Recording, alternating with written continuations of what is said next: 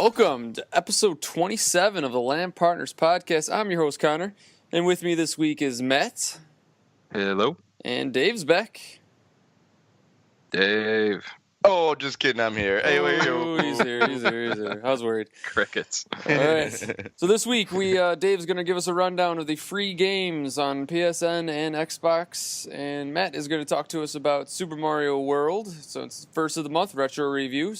And also with the SNES Classic, we want to talk about some of these SNES Classic games, and Super Mario World obviously is in the SNES Classic, so he's going to talk to us about that.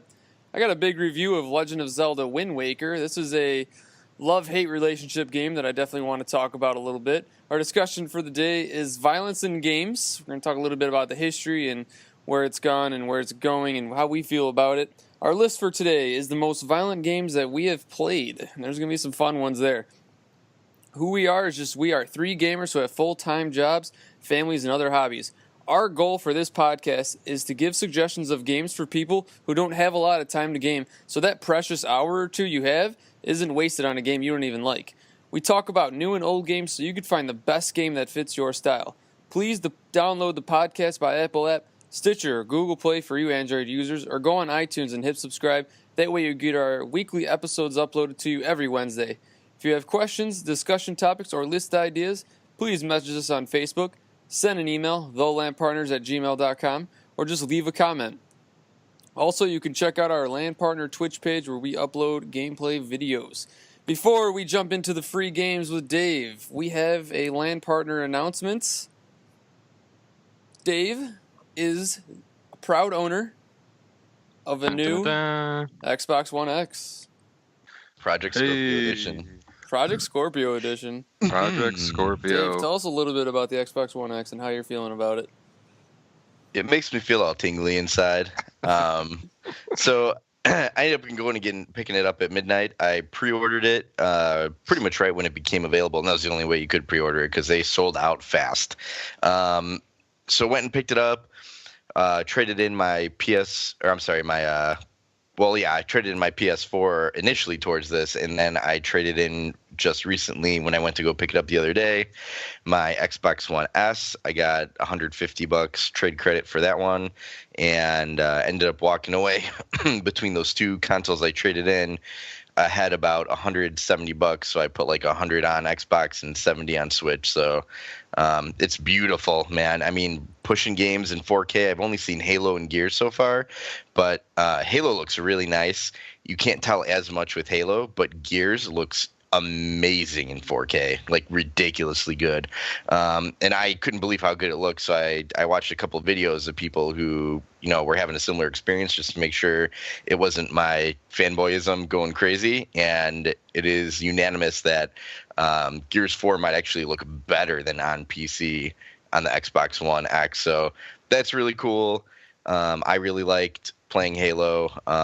Everything was crispy and clear. Played a tiny bit of Gears, but I have no regrets. It looks phenomenal. It's extremely powerful, and I really like the Project Scorpio designs that I got on mine. So really cool. I heard Gears is one of the big feature games that they really enhanced and is one of the top tier looking games right now on the Xbox One X. So I look forward to seeing it. Happy for you. I'm glad you got it. You're really excited about it. So, Matt, just let us know when you get yours, and then we'll kind of talk about the Xbox One X a little bit more. So, Dave, tell us about the free games that Xbox and PlayStation owners can find. All right. So, as we know, PlayStation's coming off a hot month with Metal Gear Solid 5, Phantom Pain. We talked about that last month. This month, they got Worms Battlegrounds, which is pretty much better than Metal Gear Solid 5. Just kidding. Then there's this game Bound, which I can only assume is garbage because it's for PSVR. Until Dawn Rush of Blood. I was going to ask you about that, Connor, because it looks like it's a VR Until Dawn. Yeah, we talked about it. Correct? We actually talked about that last week because we were talking about Until Dawn, and we said there's a DLC or something like that, and Matt's like, "Oh no, I think it's a VR," and I think that's what. Yeah. I think you're on like a little rail car, and it's like it's literally an on rails like shooter, like you just shoot like Star clowns Fox and stuff. as they pop up on the screen. It's Yeah. Star Fox for Until Dawn. VR. So Until Dawn, VR. Rush of Nobody Cares. That's You, which looks really, really fun. R-Type Dimensions, little racing thing for you there. Ragdoll Kung Fu Fists of Plastic for PS3. Lucky PS3 users out there. Tell me how that is. Yes. Here, this one sounds like a real winner. You ready for this one? Dungeon Punks. It sounds fantastic. I don't know why I have an Xbox because, wow, I'm missing out on Dungeon Punks. And then Broken Sword 5, The Serpent's Curse. Ooh, PS Vita. Nice. I'm glad they're still releasing games for that junk. Now on to There's our 5 of them. Xbox list. Yeah, there's some more real winners here. If you were ever wondering if Ubisoft could make a game even worse than the junk they have right now, Trackmania Turbo is your game on Xbox One for free. Pick it up and just enjoy the glitches.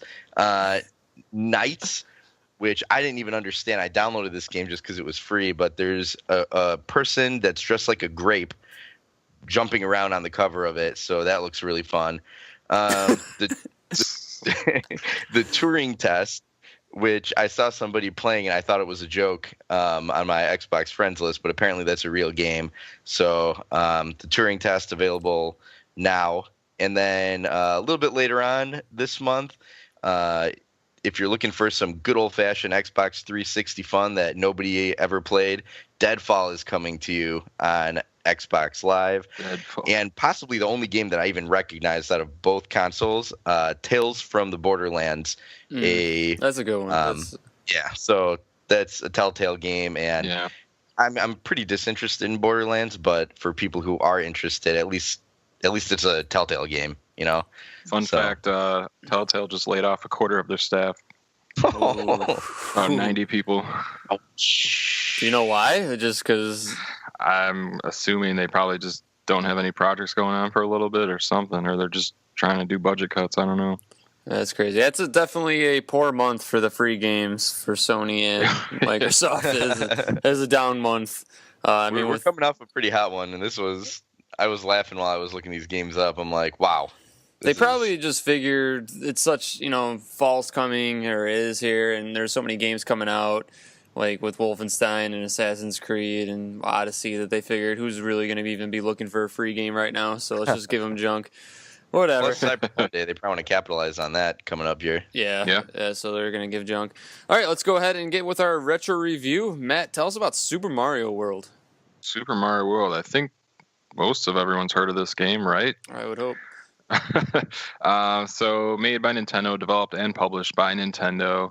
Originally came out for the Super Nintendo in North America August 13th, 1991. So just to show my age, I was about 2 years old when this came out. So same thing with Mario, as we've all known. It's, the basic storyline of Princess is gone, taken by Bowser. Mario needs to go save her. Same story they've used in literally every Mario game. The fun fact about this game, though, was that this game actually introduced Yoshi. So no, Yoshi was not used in a Super Mario game before this. And Yoshi, for any of those really out-of-place video gamers, is that cute little green dinosaur that you go on and he bites apples with his tongue and can spit enemies back out, and he can jump and run and all that stuff.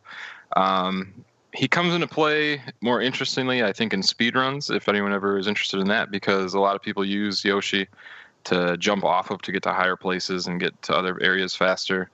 So some of the great things about this game, it's Super Mario World. It's that great addicting gameplay of where the levels kind of start off really simple, and then as you continue to move on to the worlds and different levels, the gameplay becomes increasingly more challenging. Never enough, though, to where, you feel like you want to rage quit or anything like that. So it always keeps you coming back for more. Little funny story. Me and Connor played this game. I don't know when that was. Probably. We were in high school. I mean, we played it. Obviously, I played when I was a kid. But Right. But like together. Yeah, we played it when we were in high school. I remember. Right. So that's about 10, 12 years ago we played, and we got stuck on the very last encounter with Bowser. Spoiler alert. And it was funny because I replayed this game again. I actually got it on Virtual Console on my Wii U a few years ago, and me and my wife played together, and I got to the same encounter with Bowser, and I beat him on the first try. So I don't really know what we got stuck on. Yeah, I don't remember either. But I thought it was hilarious. We got really stuck on it. I remember that we had a huge celebration when we finally beat him. Yeah. I don't know why we Very were so stressful. stuck. I think it was because we were switching off, and sometimes switching off makes it more difficult because you just can't get in that rhythm or something. I don't know. Did somebody say switch? Oh, sorry. Go ahead. Ooh, get a little. Ooh, yeah. Another good thing is just the charming graphics of the Super Nintendo still don't get old to this day. That's one of the reasons I picked up the Super Nintendo Classic, and I was lucky enough to find it and get it. And the great sound effects. I actually liked Super Mario World's sound effects more than the original Mario sound effects. It had kind of a more, I don't know, I guess cartoony-ish kind of sound effects to it that I actually liked. The other pro too, like I was just saying, me and Connor, is kind of that co-op where you can kind of, pass the controller back and forth. Or if you really do want to do the two players, one person's Mario, one's Luigi, and then you just trade off. Once someone dies, it goes to the other character. The only thing it's Super Mario World. I mean, it's a legendary game. It's a classic game. The only thing that I guess I could really say that's kind of a con with this game is just the story. I mean, it's basically just go find Peach from Bowser. There's not really a story to it. So I think everyone knows if you're trying to look for a great story, this is not really the game to go to. But that's the only thing I can really say as a con about it. But all in all, I mean, does Nintendo really ever provide a story though? Not for Mario. Not for Zelda either. Zelda and Mario both are classic franchises that you could argue Zelda isn't much of a story. Yeah, I guess there's more. Zelda has more kind of environmental things that happen as you're going through to your objective. But yeah, I know it is kind of, they're just more about gameplay and giving you a reason to keep moving on. But it's basically the same villain in every single game. It's the same princess in every single game. And yep. I think the only thing different now is if you were lucky enough to pick up a Super Nintendo Classic, then you get the new added feature now where you can kind of stop and save wherever you are. So if you did play Super Mario World on the original Super Nintendo, you did get checkpoints and you did have the ability to save at certain points. But if you did die or fail, a lot of times you were having to either restart the whole world or restart. I think it was usually like they had like a halfway through a world point where you could check up again. So that might have been some of our frustrations, Connor. Maybe we kept dying and had to keep redoing levels or something. But all in all, the game is a classic. It's a legendary game. If you haven't played it by now, it's pretty much, I would say it's essential, which gives that the old LAN Partners 10 out of 10. Can't beat it. Nice. Go beat it. Yeah, for sure. So let's go ahead and talk about another Nintendo title, which is Legend of Zelda. In a couple weeks, we will be talking about Breath of the Wild. Kind of wanted to wait a little bit on that, but yeah, we're going to be reviewing Breath of the Wild, or those two are. I have not played Breath of the Wild yet, but they're going to be talking about it. So today I'm going to be talking about Legend of Zelda Wind Waker. I'm going to walk you through my emotions as I review this game as I was playing it, all right? Because my emotions were at an all-time high, very, very low. So let me just start us off. So the developer is obviously Nintendo. It is a remaster of the original Wind Waker for GameCube, which was from 2003. It was a North American release. 2002 maybe. It's Japan and North America have different release dates, so it was 2002, 2003 time period. But then they re-released it on Wii U with updated graphics. There's a lot of extra stuff in the HD remaster in September of 2013. The world is very different from any other Zelda game that I've played or heard about. It's basically Waterworld. If you've ever seen the movie Waterworld, where there's just little islands and you have to travel in a boat through all these islands. And my wife, she watched me play this game a lot, and she still kind of like pokes fun at it because every time I talk about Zelda, she'd just be like, "Oh, is that the game where you're in that boat?" I'm like, "Yep, that's the that's the rowing game where you're just kind of like rowing a boat a lot of the time." And you play as like Child Link, and the graphics have the graphics are awesome. The game caught a lot of heat for the graphics. Some people didn't like the cartoony look to it, but I thought it was awesome. It was cel shaded, cartoony looking. I thought it was great. it was a great change of pace for me. I love that kind of artistic look to it, so it was really cool for me. I think is Dave, you can correct me. Isn't Link's referred to as Toon Link, right? That's like his description. Okay. That's what they call him in that game. And the reason that people got so heated over Wind Waker is because back before this game was released, Nintendo, after the success of Majora's Mask and Ocarina of Time on N64, announced a Zelda game for GameCube, and the game that they showed was an adult 3D Link that looked like an upgraded Ocarina of Time, and people went bananas over it. They were so excited to get Link in this new high definition, like, at the time, high definition graphics, and he was going to be on GameCube, and then Nintendo pulled a switcheroo, and when they actually announced the game officially, switcheroo, and showed Toon Link, and people were very upset, and I was one of them. I was in middle school at the time, and I was really excited because I liked the Zelda series. I had Majora's Mask, and I had just finished beating it.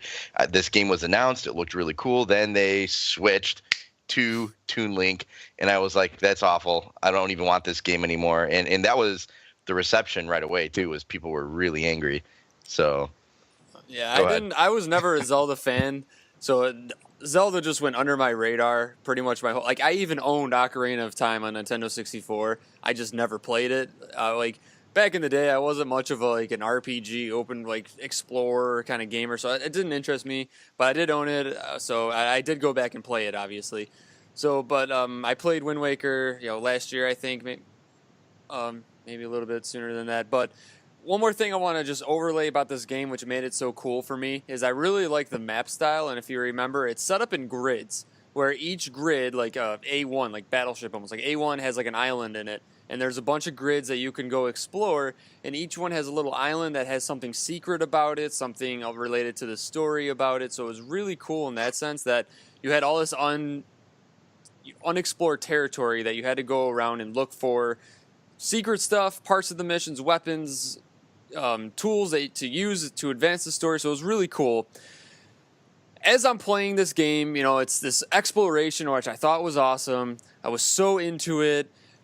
And that kind of gets me into my pros. The combats and the dungeons were insane. I thought they were so good. Like, I was playing, I remember there was this moment, I got through maybe the first or second dungeon, and I had a moment where I finished the dungeon and I beat the boss, and I sat there for a second. I'm like, this could possibly be one of my most favorite games I've ever played in my entire life. Like, it had this just hold on me. The combat felt very Dark Souls-y, where the kind of, you go, you dodge, and then you hit the guy, you come back, you dodge again. It just had that really cool strategic fight feel to it. The dungeons were awesome. They were very creative and different. But then the dreaded item fetch moment happened. And if you know anything about Wind Waker, there's a classic item fetch, around it.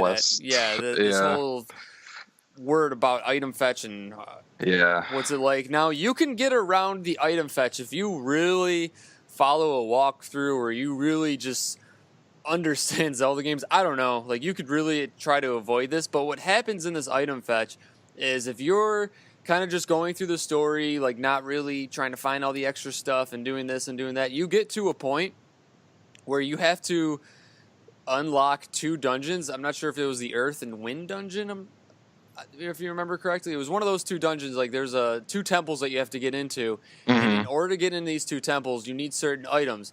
In order to get those items, you need other items. And in order to find those, you got to go all over the place. And the way Wind Waker is designed is you're on a boat and you're rowing this boat to island, trying to find, well, did I check this island? Maybe I missed something here? And it's just so annoying because it just felt like such a, hey, this game, they must have tested the game out and they're like, okay, this game's clocking in under 20 hours. Not enough time. We got to get it to 27 hours. Let's add in this little quest where they have to go around and solve a couple things and do this and do that. But it just felt so added on. And I'm not alone in feeling that way. I've read a lot of forums about this item fetch. And Matt, I don't know if you agree or disagree with me, but it just felt like an added on 5 to 7 hours. Yeah, completely agree. I think a lot of people almost stopped playing the game. Yeah. And it's funny because I was playing it, and the whole time I'm like, okay, maybe this item fetch won't be as bad. And I did something in the game where I thought that was the item fetch, and I remember texting you, and I'm like, I did it. Like, it wasn't so bad. And then you're like, I don't know about that. And then sure enough, a couple hours later, there it was. Like, it just hits you like a brick wall, man, this item fetch. And after that, like, you're kind of just so like, oh, now I just want this game to be over. And it really, really ruined just a great, amazing game for me because, like I said, before that moment, I was debating if this was one of my favorite games of all time. Just the look to it, the dungeons, the combat, the items and everything, and having the satchel and gathering all these materials. And I truly, a lot of people knock it too because of the water. I truly loved the water. I thought it was cool. Like I liked the feeling of being like in water world where there's so much uncharted territory where you're trying to find like where to go, and it just seems so unknown, and it was so cool and so different from anything I've played. So overall, I'm gonna give this game an 8. Still, on the LAN Partner scale, we call that game great. It was, it was at like a 9.5 to a 10 before that item fetch, but the item fetch just, it ruins the experience so much because it seems so pointless and so added on, where I would go down to an 8. And then at the end, you kind of just feel burnt out from it because it doesn't really fulfill you after that. So that's Wind Waker. 8 out of 10. You could find it on Wii U. You could find it on GameCube. So other than that, though, it's a really great game. That it's something special that has to be played, though. Maybe on the Switch they'll come out with another one. Or maybe. Yeah, I don't know. They might. They might. I wonder if it'll ever get to the point where they start doing like virtual console for those games. Probably, I would hope so. I mean, yeah. Switch still doesn't have a virtual console, right? I don't think so. Does it, Dave? It doesn't look like they're going to have an official virtual console. It looks like, based on what they've released so far, they're going to do kind of like what the 3DS did, and just kind of do game by game. Right. And just kind of release them. Yeah. All right, let's go ahead and transition into our discussion for the day. We're talking a little bit about violence in video games. I'm going to give us a quick history lesson on some important violence moments in history. Now, the first big moment for violence in video games came in 1976 when a game called Death Race was pulled off of shelves. Has either of you heard about Death Race? I've heard of the movie. Yeah, not until I did research on the same topic. Yeah. Death Race, it was actually 1976. It was pulled off shelves. The basic premise of the game is you run over gremlins, and you run over as many gremlins as possible, and I guess it was pretty bloody. But that was pulled off shelves. 1991, Duke Nukem was released. 1993, Night Trap was banned, and I don't know if you've heard Night Trap, but it's this game where you basically like have to lure women in and like abuse women and just do a bunch of violent things to women. I don't know. I've never played the game or saw the game, but then there's like wait. Was that the one where you play as Patrick Kane? Ooh, oh, too soon. Oh, too soon. Sorry, go ahead. But yeah, so I guess there was a statement after that game that's NHL. Came out that they were like, no, you're trying to help women, but I don't know. So check that game out if you want to see more. Mortal Kombat came out in 93. Doom came out in 93. Those are big games that Dave is probably going to talk a little bit about in a minute here. 1994, the ESRB was created. Matt will walk us down that little process. Big lawsuit was filed in 1997 by Jack Thompson. That was the first video game lawsuit. Dave is going to talk to us a little bit about that also. 1998, GTA starts to get released. That causes a little buzz around some people. Then 1999 is a big event because Columbine happens, and what happens is the whole history of Columbine and then the history of these two guys comes out, and they were really into video games, so everyone looks at video games as the one to blame. Like, oh, these guys are playing Doom and Duke Nukem and this and that. Video games are to blame, so then parents freak out, pull all their games from their kids because they think that, oh, well, these guys did that and listened to Nirvana. These guys did that, so you can't do that anymore. So video games really were put under a microscope after that. And then a couple more things. 2001, GTA 3 was released. To me, that's one of my... I remember my mom took Duke Nukem away from me and my brother, or she thought she did. I remember I hid it in my drawer, though. I remember she tried taking that away. Then GTA 3 came out. She bought me GTA 3, but I remember there was a lot of news and stuff about GTA 3 coming out and saying how violent it is and don't let your kids play it. Yeah, well, that's because it went into 3D world instead of 2D world. and you know, I don't want to talk too much about GTA 3, but aside from violence, it had just way more inappropriate things than just violent behavior rather than just driving people over with your car. There was a lot of drugs and other stuff like that. And last event I want to talk about real quick is 2006. That Jack Thompson guy filed even more lawsuits against video games. So now I'm going to go ahead and turn it over to Dave and talk to us a little bit more about some of these lawsuits or whatever he's got for us. Yeah, so I looked into a couple of these lawsuits, and this Jack Thompson nut job has been, over the course of history, directing blame for tragedies on video games. And because there's a lot of people in the world that don't understand the medium of video games, at least not in 1997, it was an easy target. At that time, you had musicians who are also easy targets, like Marilyn Manson and things like that. And Nirvana. If you listen to Marilyn Manson, if you listen to Nirvana, if you played video games, if you played Doom, then you were going to go shoot a school up. Jack Thompson, most brilliant man alive. Not. So this dude just gets behind any lawsuit attacking video games, repeatedly fails. I tried to research a successful game case that this guy did. None major. So I'm not too sure why he kept on taking a swing at gaming, but he definitely did not like these violent video games. The 1997 case, he lost, and in one of the Supreme Courts, he actually got tossed out of for presenting evidence that wasn't even accurate. So that's kind of funny. Connor touched on the Columbine, the 1999 incident, and he mentioned Doom. Doom in particular actually was blamed during that case, and there were actually families of students who died during that shooting who took up a lawsuit against Doom and against the video game industry for allowing kids to digitally shoot, demons and monsters and that, because that translated to Columbine, according to them. That case went nowhere. It was thrown out of the circuit court. 2002 was an interesting case because this gentleman from California, surprise, Joe Baca, introduced a bill that would make selling or renting video games. Hold on, wait, go back. What's this guy's name? Joe Baca? Joe Baca, like Chewbacca, except what I'm assuming is way more liberal and insane. So this guy comes up essentially with this bill that says you can't rent or sell violent or sexually explicit games to minors. The bill is actually called Protect Children from Video Game Sex and Violence Act of 2003. I actually agree with this one because little kids probably shouldn't be exposed to really anything violent. I've got a son, and I'm not going to show him violent movies or, let him listen to violent music or play violent video games until he is, old enough to understand things abstractly and understand it's an art and not, something real.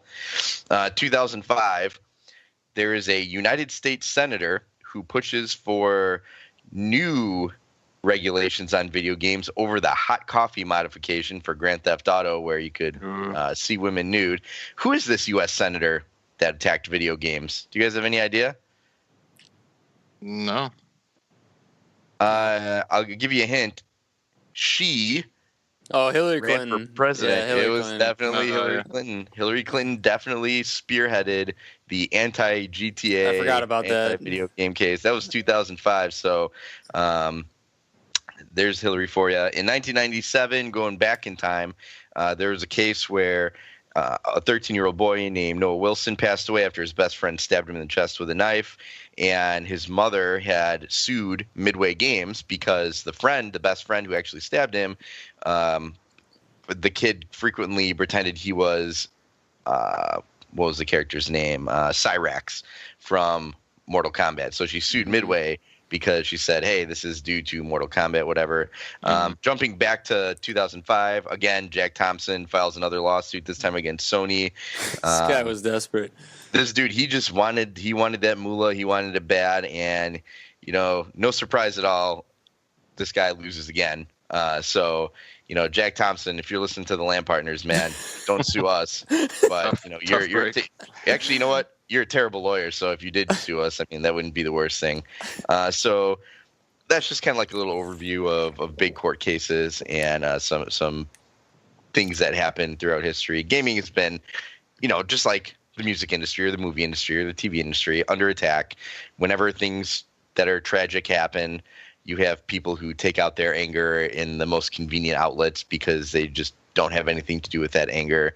And so they direct it at video games, they direct it at media and consumption. So it's I don't think we've seen the end of it. I think we're going to see more lawsuits.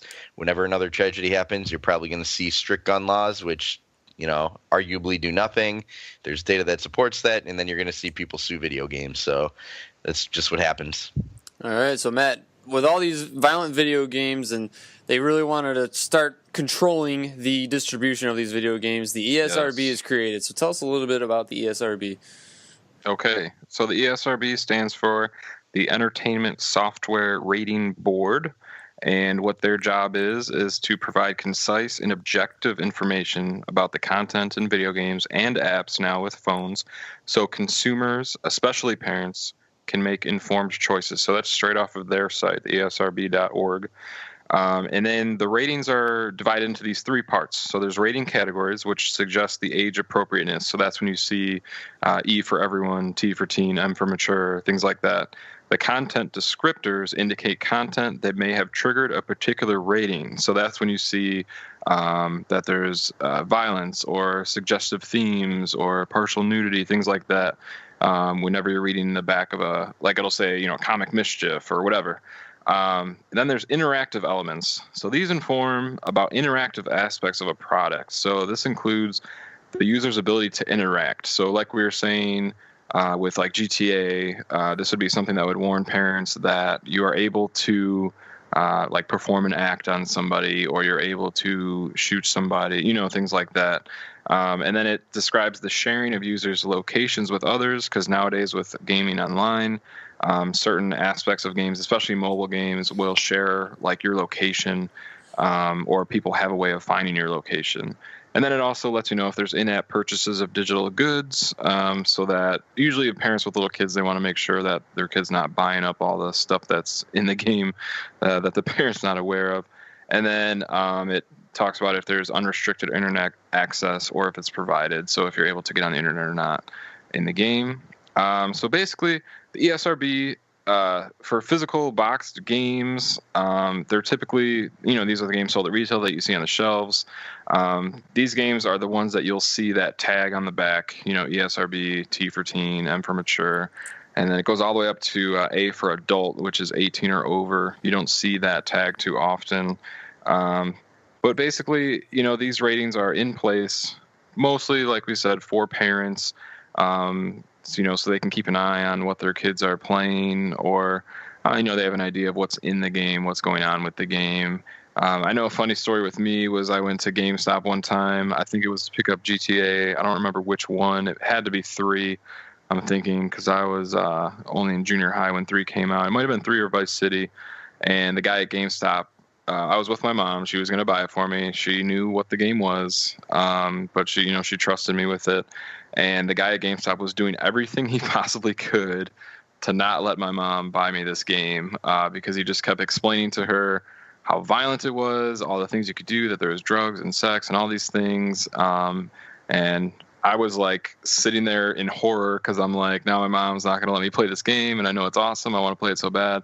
But luckily she ended up getting it anyways because she trusted me. But that's basically what the ESRB is for. It's just to let people know kind of who the target audience is for this game. And if you are buying it for a minor, like if a parent's buying it for their kid, it's kind of at your own risk, because you're exposing them to certain things that, maybe you don't want to, or maybe society doesn't want them or think they're mature enough to view. So that's why they have them instilled into the gaming industry. Yeah, I think violence, it seems like the mid to late 90s was really this whole, like Dave talked a lot about all these cases. The SRB was created, all these games were coming out, and graphics were only getting better, so it's only going to look more real. So, who knows what's going to happen? Like, I think to a point, I think what's for me, I've never been bothered by violence in games. Like I think sometimes I'm like, oh, like that's a little much. But I think for me, I've heard, people get upset about the GTA first person aspect where you're just kind of shooting people in first person, where it seems like this is a little too like in the eyes Real. of a killer kind of thing. I think for me, Right. what would be too much is if in VR, like they did some sort of like violence game, like if it was in VR. Like you had to use your hands or something. Yeah, like I think Right. that would be too much for me. What do you guys think about that?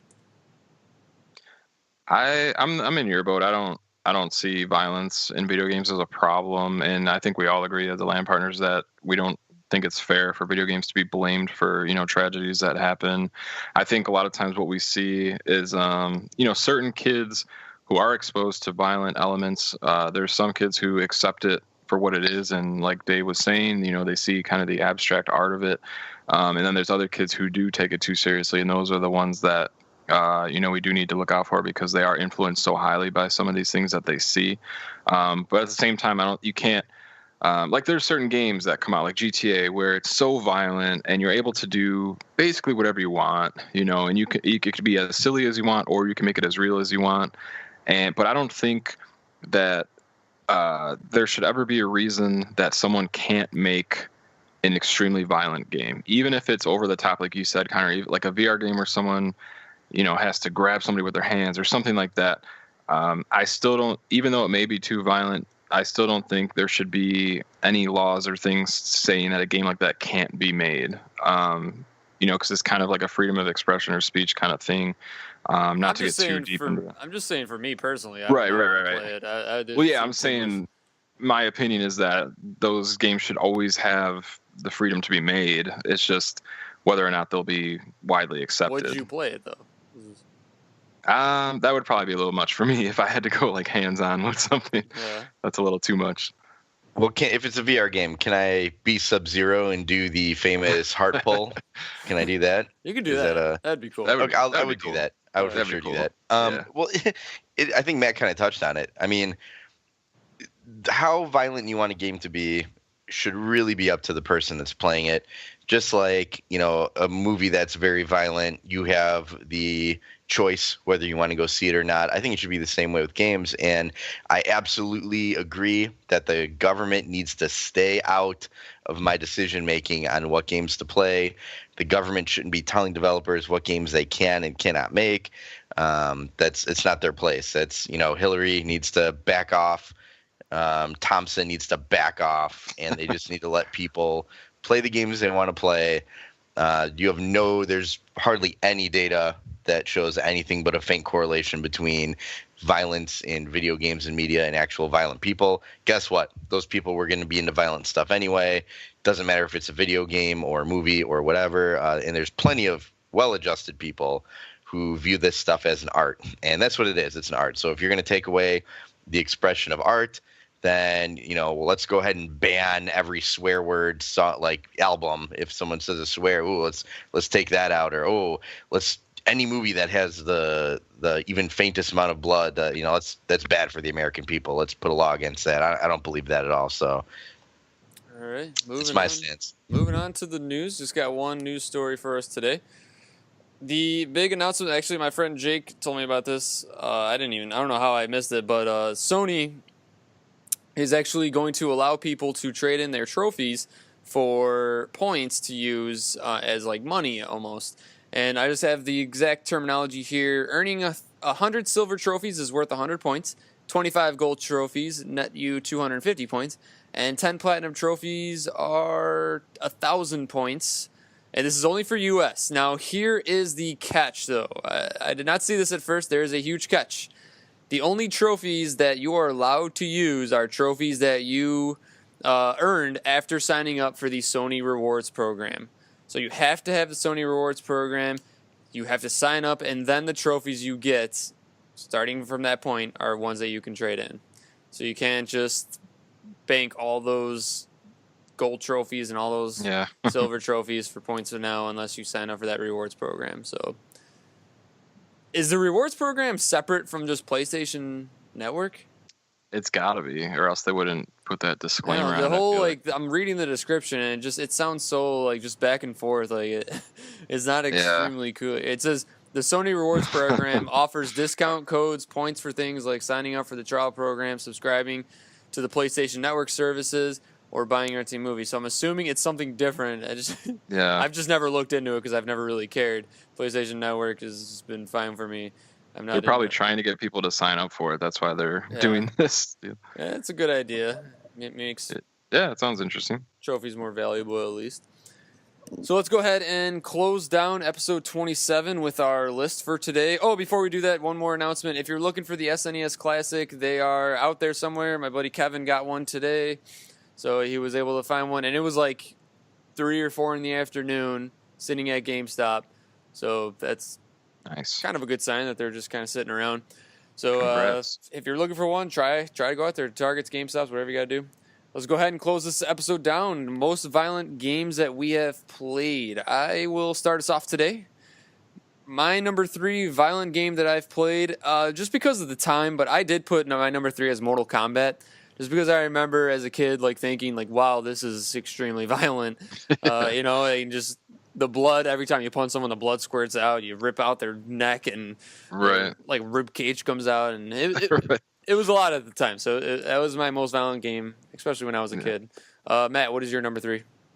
My number 3 is God of War, particularly God of War 3. Because that game, the graphics were so realistic, and you were just like you were saying with Mortal Kombat, you were like ripping people's heads off, and it would show like their skin stretching as you're ripping his head off, like just ultra realistic violence. Dave, your number 3? My number 3 isn't so much gore violence, but it's Fight Club. It was a PlayStation 2 game based off a movie, and the cool thing about that game is when you would do certain moves, it would do a like miniature cutscene in actual game rendering where it would do an X-ray kind of vision of somebody's bones like snapping. So that was pretty brutal. My number 2 is actually God of War 3 also. There's a moment in that game when you're ripping Helios's head off. Yeah, that's what I'm talking about. That part is almost even. I played that game twice. The last time I played it was over the summer. That part was almost still hard to like look at. Like I kind of had to like look around for a second. I'm like, oh, this is like uncomfortable. Like he's just. And then you get to beat down Zeus in first person. That part wasn't as. That part was fine. Like I didn't even. That part wasn't that. That was typical. But the part where you rip off his head was just like, oh my god, like this is crazy. Like this is almost too much. So Matt, what is your number 2 then? My number 2 is, as always, me and Connor having the same list here. My number 2 is Mortal Kombat. It's like clockwork. They took the X-ray from Fight Club, I'm guessing. But they do that X-ray thing too, where you can just see bones snapping and like livers bursting and stuff like that. So it just gets pretty gruesome. If. All right. My number 2 is because it's so realistic. I put UFC 2 is a very brutal, violent game. You can literally knock somebody's lights out in a bloody pulp, and it is the most realistic violence that I've ever seen in a game.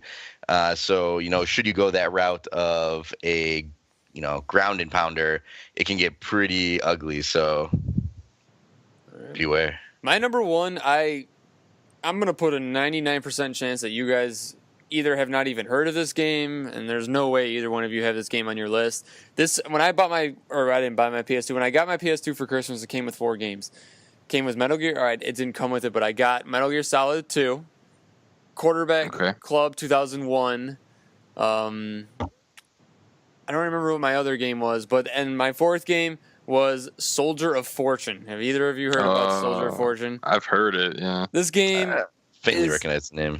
This game is historically one of the most violent games of all time. I've looked at a couple violent games of all time lists, and it ranked top 15 almost in every single one that I saw. What you can do in this game is like it's a first-person shooter. Like you can just shoot people, and you could take C4, throw it on their body, blow up the C4, and arms and legs will just fly everywhere, and the body will just explode. Like, and it looks like it's not just like poof, it's gone. It's literally like you'll see arms just fly off and legs fly off, and then like you could shoot and blow off people's arms and legs. Like, it was crazy. And I didn't expect that when I was playing this game. I just remember sitting there and like I was just messing around and we were throwing C4 everywhere, and boom, appendages everywhere. That is easily my most violent game I've ever played. Where are we at, Matt? What is your number one? My number one is actually, I'm just going to say the GTA series, because I know a lot of people usually use GTA as kind of a comical thing, or, you know, to be funny or silly with the violence. But, I mean, if you really think about it, those games are like extremely violent. They're usually made to look pretty realistic, especially the latest GTA 5, because the graphics are so good. And like you were saying, Connor, you can go first person, walk up to somebody and just shoot them right in the head. I mean, you can do really kind of, if you really think about it, you can kind of like freak yourself out with it. So that's why I have GTA. Yeah, it makes sense. Dave, what is your number one? First of all, a honorable mention to Conker's Bad Fur Day, which was ridiculously violent and inappropriate in many ways. And then my number one is Mortal Kombat, just because, you know, it's Mortal Kombat. It's the originator. It's the go-to standard for video game violence is Mortal Kombat. Besides Doom, I think Doom might be more notorious for video game violence, but Mortal Kombat. And like Matt said, and like you said, Connor, I mean, as the years go on and it gets more realistic, and the fatalities get more punishing, it's just insane. Yeah. Yeah. That game will always have a special spot in history as one of the greatest fighting games and one of the most like groundbreaking violent games. Yeah. It'll have this like negative look and this like awesome look. So it's an interesting game. But all right, that was episode 27. Let us know if there are some violent games out there that we didn't mention. I know there's plenty of them. Like when I was doing my research for the violent games and kind of just looking around, I saw some games that I'm glad I never even knew existed. Like there's this game where you can oh wait, Dave, did you talk about this game before where you can reenact the Columbine shooting? It's not necessarily exactly the Columbine shooting, but yeah, I think we're talking about the same one where you're the dude with the long black hair. Yeah, I saw Isn't it called like Hatred or something? Yeah, it's called Hatred. That's the game I'm thinking of. It's just like terrible. Like why would someone even think of that? And that's just terrible. And you know, there's terrible games out there that give the kind of negative look of violence games because of that kind of stuff. But all right, so let us know what you think. That was episode 27. Thank you so much for listening. I hope, you know, we record these on Tuesday so you guys can get through your Wednesday from work or on your way to work while you're cleaning the house on the weekends, whatever. So hopefully we kind of help you out for 45 minutes a week. Tell your friends about us. Thank you so much for listening. See you next week.